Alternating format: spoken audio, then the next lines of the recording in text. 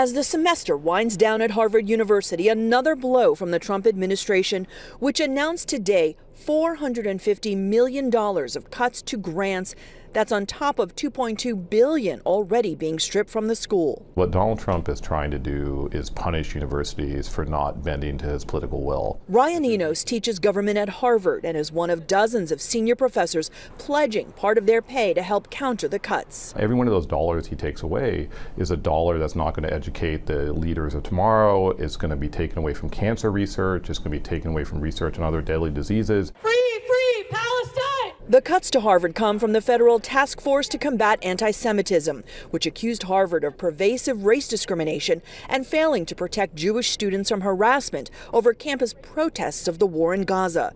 The task force says in part, there is a dark problem on Harvard's campus, and by prioritizing appeasement over accountability, institutional leaders have forfeited the school's claim to taxpayer support.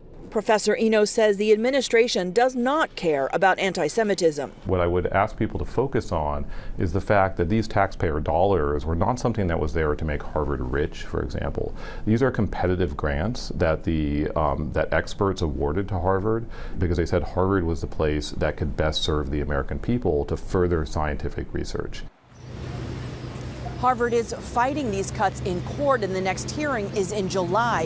Harvard has pushed back on claims that it's not fighting anti-Semitism, saying it has taken many steps, launched new measures, as well as adopted new reforms. At Harvard, Sarah Conji, WCVB News Center 5.